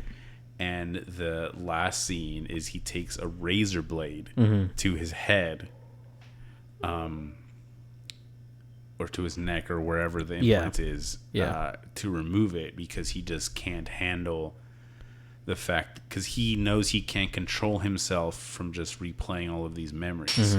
So he like, sorry about that, exercises the chip out of his head. which to me hit really hard because I know that if I had access to that kind of shit, like I wouldn't let anything go. Yeah. You know no, and even with I mean, with the world we live in, I mean, everyone has a camera. Everyone, I mean, our constant memories are being shown. And, like, every time I come up here, like, on a personal note, every time I come up here, we take pictures sometimes, but often I don't. Like, I'll take funny pictures of your dog, or, like, we'll take, like, one group picture. But then most of the time I try not to take pictures because I try to just relive the memories naturally. Because I have suffered in the past in previous bad relationships and friendships where there's too many pictures. And I'll go through, delete them, and there's just one, and I'll go back to it, and it's just like it's hard to let it go. Right. So that episode also definitely hit where it's just like, oh yeah, how did the ends justify the means? Yeah, you were right, but look what it cost you. Yeah. And it's just like the whole ignorance is bliss. Yeah. Because I've had issues with that. Personally, I didn't mean for this podcast to get on this serious note, but no, I like it. But no, good. I mean it can be tough, man.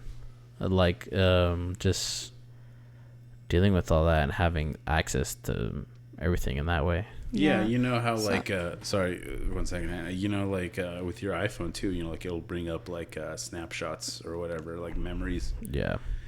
And Facebook. And what's good is both of the platforms.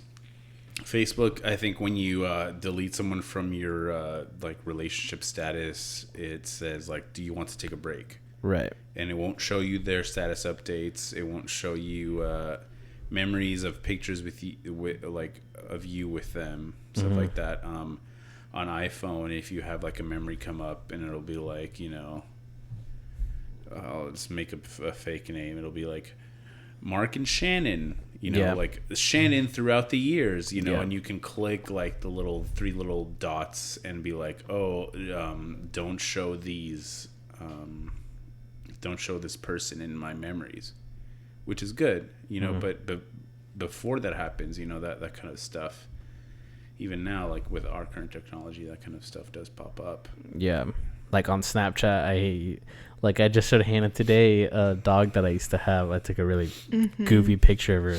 A little popped up. Yeah. Yeah. And it was nice. Like before I would have seen the picture and been really sad, but it's like, oh, I love the fact that I had that experience with this dog at that point. It's a positive thing, man. You know. Well, but that's from over time of having a lot more negative feelings towards stuff like that. Like a picture I'd missed from like a previous relationship that popped up a couple months ago and stuff like that. Yeah, and I don't know if this is the case for everyone, but for me, like through the years, as you get older, like that kind of stuff hits a little less. I think you start to be able to contextualize your experiences and know that like they were what they were, but like there's no reason to like dwindle on them. You're right. But yeah. All right. Yeah. On that note, that wraps up our interview / question Q&A on Halloween. On Halloween. And we move into our next segment. What you watching? What you watching? What you watching? So I told Emiliano this in a text, but the jingle gives me like big regular show vibes. Right. For sure. Like when they make songs about like the power and the keyboard and all that stuff. Yeah, no, exactly. Like Mordecai and Rigby as well. Right. Yeah, no, and then me and Kyle, we love that show. We grew up watching that show. Like we would like make drawings of that show and all this kid stuff. But yeah, so in What You Watching, it is our segment where we talk about stuff we've been watching, listening to, or reading in the past week. So, Hannah, what you watching? So lately, I have been watching this anime on Netflix called Devilman Crybaby. What's that? By Masaki Yuasa. Mm-hmm. And it is a hyper-violent, hyper-sexualized, hand-drawn anime on Netflix. And I want to emphasize the hands? Masaki Yuasa himself, plus his the man, the myth, the legend. Plus, of course, we can't forget to acknowledge his, interns that are drawing it by hand. And this shit is good. Mm-hmm. All right, and this is based off of an old manga. By the same, is it the same author? No, the director is different from the author. Yeah. And did the author write any of the screenplays? Yeah. So he adapted the screenplay, all of that, and it is very visually appealing. It's really nice. I think that it's really good, especially for this current climate that we're in, politically. Right. Particularly. Yeah. Nice. Well, that's cool. Is it a Netflix original? It is a Netflix original. Netflix adapted it from the manga. It's really rough. So, I wouldn't advise it for anyone under the age of 17, for sure, because it is very violent. It's TV 17. Absolutely. Is it? So because it's a Netflix original, is it made in English? So there's the Japanese and the English version, but then I think they also have a French version. So it was probably created by a Japanese studio and then licensed. Okay. That's the thing. Not licensed, That's the but thing. distributed by Netflix. Yes. You're right. That's cool. I'll definitely have to give that a watch sometime. Mm-hmm. And I think Hannah, you've been watching Killing Eve, right? Yeah. What's that? God, that shit is good. Sandra Oh. Mm-hmm. Are you familiar? She's from Grey's Anatomy, right? That's what she early hails from. Yeah. And then she kicks fucking ass in Killing Eve. That's her claim to fame, right? Grey's Anatomy? Yeah, her original big, not Hollywood, but I guess silver screen. Right, debut. that was her introduction. Yeah. Right. It's interesting because that was her introduction, but then it's kind of interesting because she shows that she's actually the real fucking powerhouse. Right. Yeah, when she's given the chance. Mm-hmm. She can handle being the series lead. Exactly. So what don't tell us plot necessarily, but what makes this show great? What makes just the good question. Okay.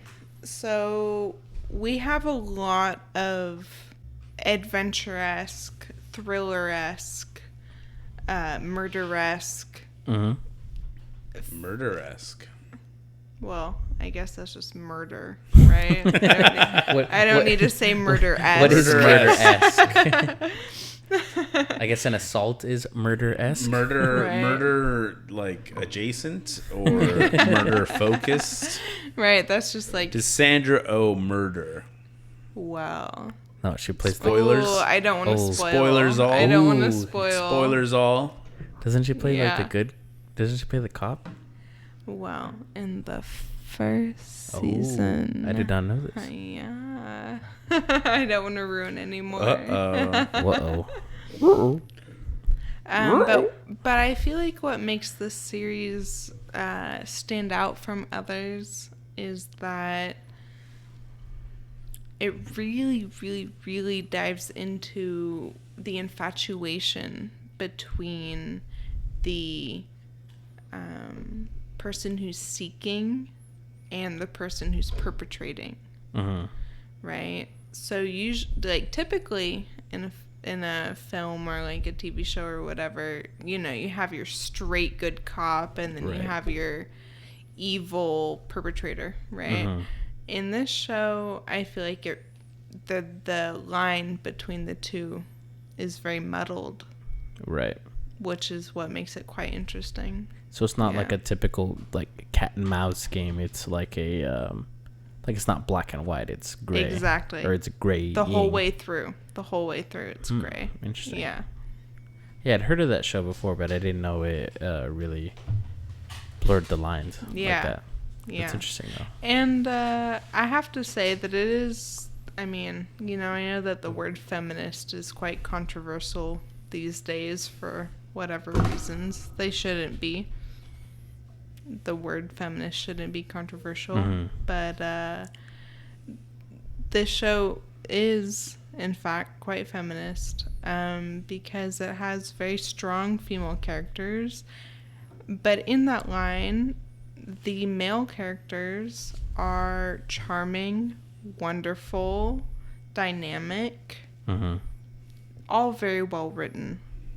So I think that it would appeal to everyone. Nice. Yeah. All right, well, I'll definitely be giving that a watch. Yeah. All right, Sal, what you been watching? So it's more what you've been consuming, right? What you mean? Okay, you said watching, listening to. Watching, listening, reading. It doesn't have to necessarily be like a TV show or anything like that. Right. Yeah. Well,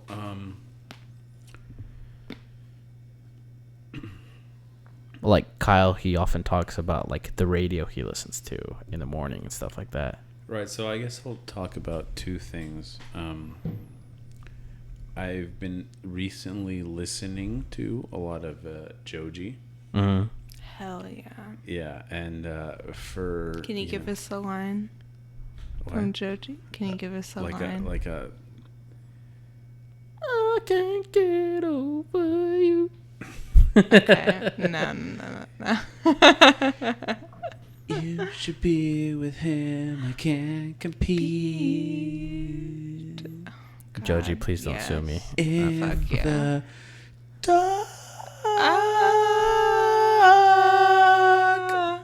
Oh my god. Fuck yeah, I'm gonna take him to bed.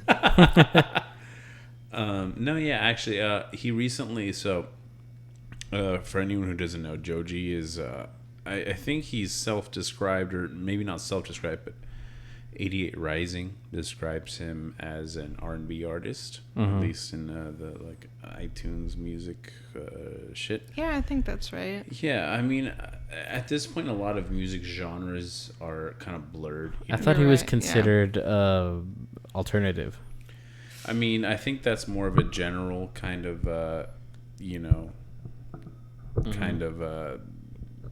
situation. Right. For sure, alternative. But for anyone who doesn't know Joji, his name is George Miller. He's a Japanese, and I think one of his parents is Australian. So yeah. but he initially his claim to fame was being Filthy Frank, on YouTube. Like, hey boss, pink guy. Yeah, you guys can go and give me the pussy, boss. Like look that up. And the thing ching chong ping ling. You know what I mean? Right, like, but Japanese here, 101. Yeah, let's pause real quick. What do you think about Joji versus Filthy Frank? Like, do you think that the two are the same? Do you think that they're different? No, so actually, like if you are so inclined, you can go online and you can kind of like research all of this. George Miller, he has been from the very beginning, music was the reason he started being on YouTube. His original channel is called Disaster Music, Dizasta Music, and he's always been into music, but he really found an audience at YouTube, within the nether regions of the internet, as kind of like a meme lord, kind of like one of these crazy personalities, especially around these times, in the the early 2010s, amongst like H3H3, How to Basic, Max Mofo, Niga Higa, you know, Smosh, like, that kind of stuff. Shane like, Dawson, you know, like, well, I don't know about Shane Dawson, but like all those guys, like they like to shock people. You know what I mean? That's interesting that his name is George Miller. Just right? like the Mad Max director. Yeah. Right? Yeah. But you know, so he really, and a lot of people don't know this always necessarily, but he was the one that started Harlem Shake. Right. So on his channel, you know, he started the Harlem Shake. I remember that. And which became like a super like mainstream kind of thing. You know, even my agency did a Harlem Shake video. I mean, who didn't, like right? back in like 2009 or something. I think my school did it, all that stuff. Yeah. But you know, his fan base, like, and he said a lot of toxic shit, but it's just, you know, it's just kind of like late high school, early college kind of humor, right? You know, and it's fucking funny. Like, I love that shit to this day. You know, I'm not a very like necessarily like politically correct person, like personally, like when it matters, of course. But you know, it's fucking funny. It's a joke, you know. But at some point, he did try to bring his own personality into his like content, you know, and he had these things called like Joji vlogs, you know, because I think that's what people called him in Japan. When his name was George, it was Joji. But people were like, "What the fuck is this? Like, where's Filthy Frank?" Like, you know, like his like the fan base that he built on YouTube was like super fucking toxic. And another thing is, as a musician, you know, the Filthy Frank voice is like, "What's up, motherfuckers?" Yeah. "It's Filthy Frank here." Like, you know, and like so then it's really startling, right? And when you hear his actual singing voice. Well, right? For sure, but not necessarily that. But the reason he stopped doing that was because he was saying that it was hurting his voice, and not only that, but he said that it was causing him a lot of like anxiety to be this other character. What was the reaction when he was honest with that? Yeah, he shared the fact that he got like that he had like seizures sometimes and stuff. Right. Oh, Jesus. I mean, because it was so aggressive. You know what? I will be like straight up, and people will be like gay, like you know, all this kind of shit, like, and it was hurtful to both his creative and vocal creation. You know, as Pink Guy, which is one of the characters that he had as Filthy Frank, he did release an album which was like super rap based. Yeah, which people liked, but 88 Rising picked up the Pink Eye album for release, and I think that's where it started. That they were like, okay, so you're a musician, let's see what's up. And then you know, he kind of proved himself to them about like what he was about. And at some point, I think it was a couple years ago, he released like the last episode of Filthy Frank, and even still in his videos, people still talk about like, oh, like give me the pussy boss, and like where's Frank and shit. But like, you know, he says that like a lot of that stuff was kind of like the humor he had in high school, and like for sure, you know, like me as someone that's like in a career, I wouldn't be talking about that kind of like crazy shit, right? So that's who he is now, and I think honestly, like, a lot of people kind of give him some flack for like, oh, you had your original like fan base and you kind of like didn't care and you moved on to the big things. But like, honestly, it takes like a really strong creative personality to excel at multiple industries, or not industries, but like genres when it comes to like popular culture, right? You know, being like a meme lord and then later being like a serious musician, you know, and that kind of is a. Sorry about that, everybody. Sorry, y'all. That was my phone. That's kind of a. That's kind of a testament to, like, how creative of a person he is. Right. But anyway, like, yeah, he's like an R&B artist, and I guess some people might describe his music as being like kind of like sad boy kind of music, maybe, you know, like I would say like, some of his songs are sad boy, not like lo-fi, if that's what you're gonna say, but like sad boy. Like he's definitely has some like for sure lo-fi adjacent kind of like backbeats. Like Can't Get Over You is a very good lo-fi beat, I would say. Yeah, if you guys can't tell, we have a super Joji fanboy out here, but. It's not unwarranted. We do? Huh? Well, all right. But the thing is, it's not unwarranted. It's deserved. I think, you know? I mean, I don't know.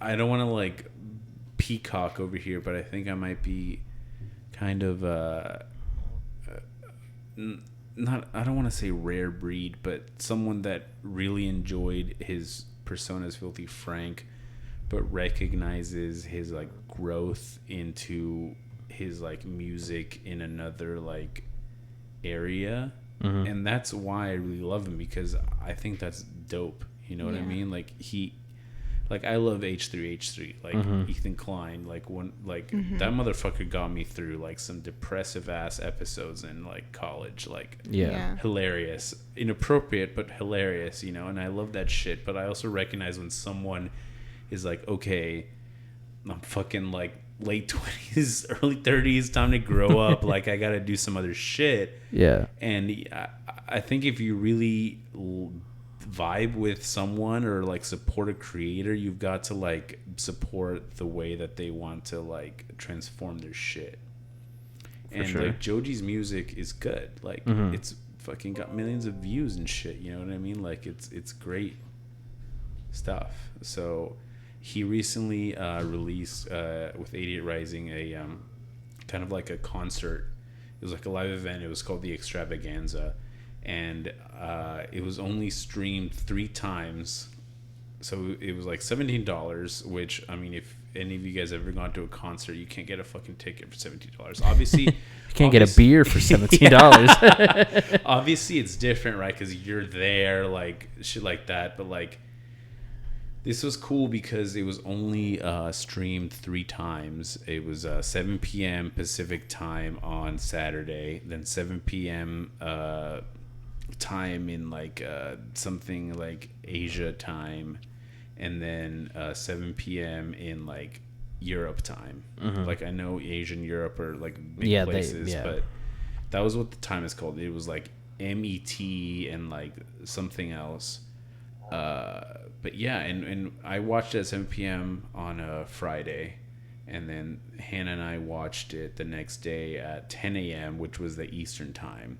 And, you know, it was kind of like he had some skits, like he had like a Justin Timberlake impersonator come out and made like some jokes about it, and he was playing his songs paired with skits, and it was honestly the first, at least in my experience, the first kind of like unique kind of live stream concert that I've seen so far. I went and saw a Metallica live stream concert recently at a drive-in, and basically that was just like a recording of them playing their music on a stage.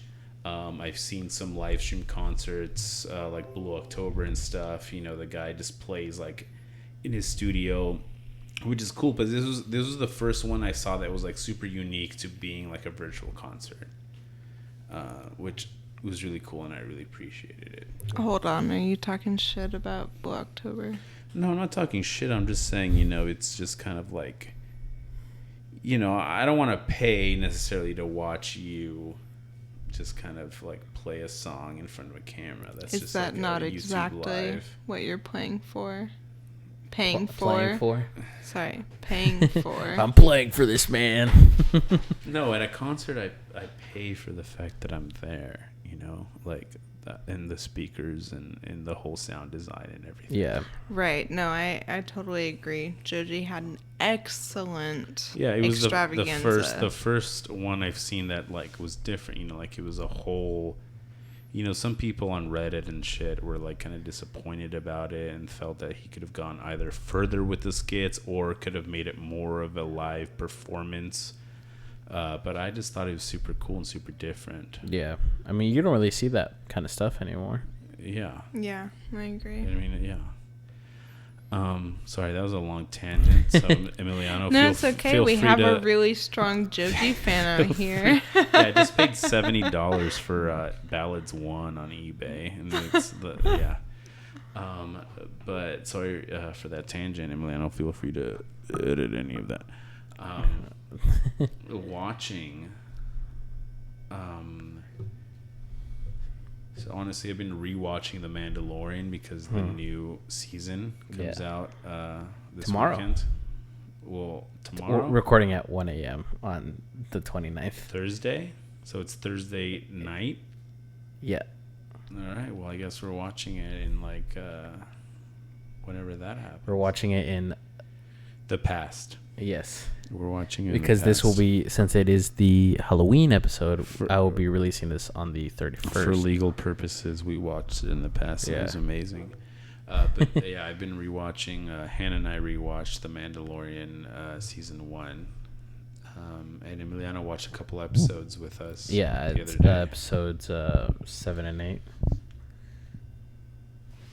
But yeah, so yeah, that's what you guys have been watching. And hold on, some minor technical difficulties here, but yeah, I'll edit that out. But wait, hold on. So Milano, did you get anything like new from the rewatching of like episodes 7 and 8?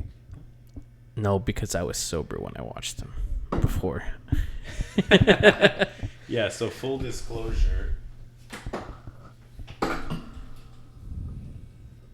Yeah, so full disclosure, when I originally watched The Mandalorian Season 1, I feel like every night I was drunk because I feel like it came out on like Friday nights or Saturday nights, I think. Saturday nights, yeah. So I always was just like... So you were drunk every Friday night with me? Yeah, exactly. Oof. Sorry, Hannah. I had to get through it somehow. Ouch. But no, I mean, because you know me, every time something like that, like I'm an avid Star Wars fan, anything like that, everything always comes out. I always watch videos on it, you know, hidden references, all that kind of stuff. So I didn't really see anything new. Well, not necessarily like saw something new, but did you like get any like new, did you like have any new thoughts or like references or maybe like foreshadowings? Yeah, here I got one. The child makes my ovaries go fucking insane. I think as does with any female watcher of the... No, this is new. No one's ever heard this before. Oh. All right, let's hear it. Is that all? Yeah, that's it. What's the German actor's name? Is it like Werner Herzog? Hold on, Jamie. I'm gonna look it up here. Jamie, pull it up. Yeah, I think it's Werner Herzog. You know, in that there's that scene where he's like, I'd like to see the baby, you know, and there's that meme that's like exactly. My girlfriend every time we watch The Mandalorian.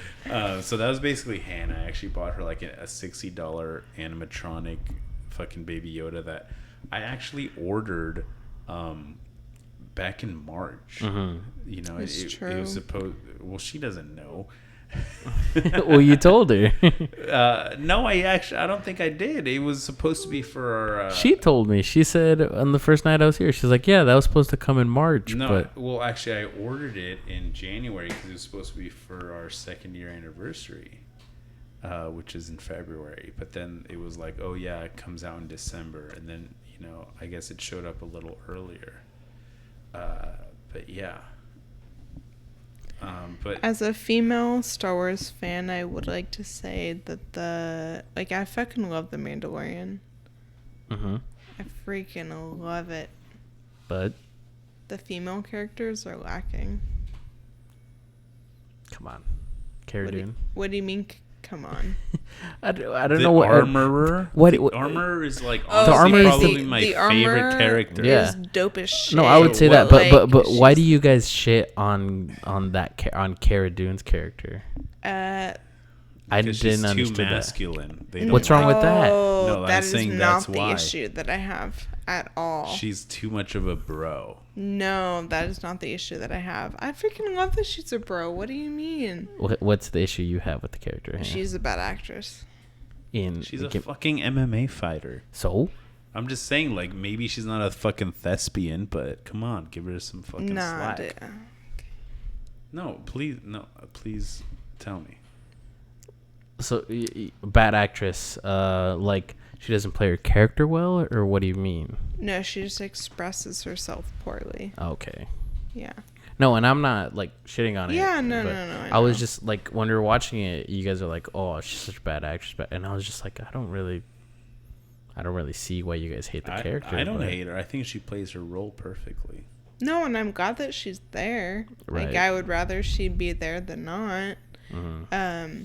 Let's think about the female characters that have been in this show. Fennec. Which one's Fennec? She's the when they go to Tatooine and Amy Sedaris. No, she's the one that Amy Sedaris is a great character also, but no, Fennec is the person that they go after. The one who plays the sorceress in Mulan. The witch. Right. Yeah. So she. What is it, like Mia Wang or something like that? She's good. Yeah. She does a good role in that. For her. For a split second before she dies. I would say the only bad character in my opinion is the fucking alien chick on the heist episode. Yeah, that's what Hannah was telling me. Yeah, but like I think she was built to be like a fucking psycho. Like, from the get-go. Grimy ass character. Yeah, it's seeing her and then just being like, oh, I don't like her. You know, that's what you're supposed to feel. I think what everyone is supposed to think. Which is like, you look at like Bill Burr in that episode and it's like you want to root for him, but he's just being like a cocky asshole. Yeah. It's like, oh, what are you, Gungan? Like, you know, and he drops the baby and it's just like, oh, you know. Yeah, I will tell you something that I like found in a rewatch that I didn't before.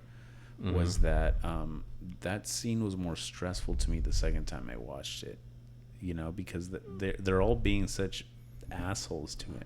Yeah. Like, come on, take off your helmet. Yeah. Come on. Yeah.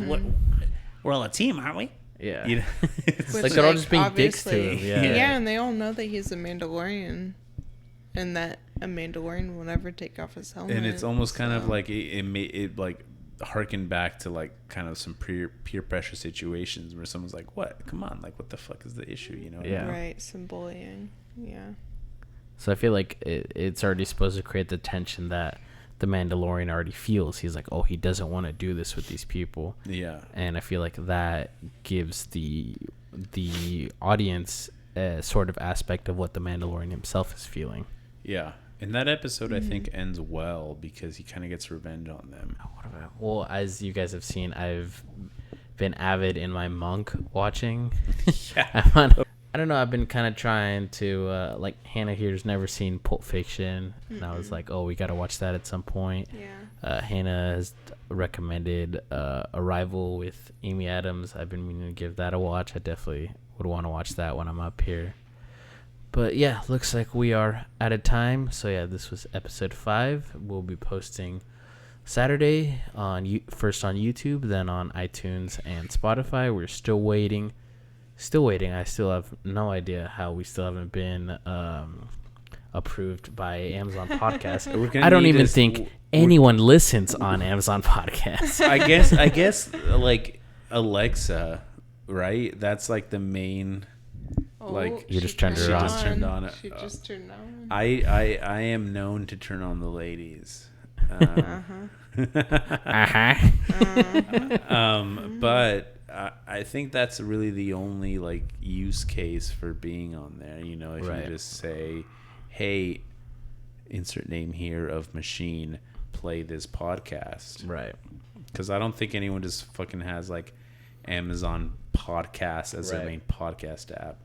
Yeah, and then so that's why just iTunes and Spotify, and then we've still been trying to get on Google Podcasts. They haven't approved us yet, but yeah. So we'll be there for Halloween, and then the next episode, I'll be back in town with Kyle, and I think we'll have our other guests, which I will not give away. Secret surprise guest. I think I might try to wrangle Emiliano for another special episode with me at some point this week. I might do a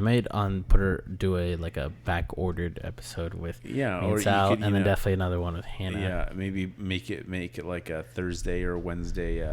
Yeah, like how Bill Burr does his podcast. Exactly. Don't make it like an episode number, but like a special. Like edition. A special. Yeah. Episode 5.1. 5.2. All right, but yeah, that's been the podcast. It's been great having you guys, and hopefully I'll have you guys on for another podcast episode. All right, we'll see you guys next week. Bye.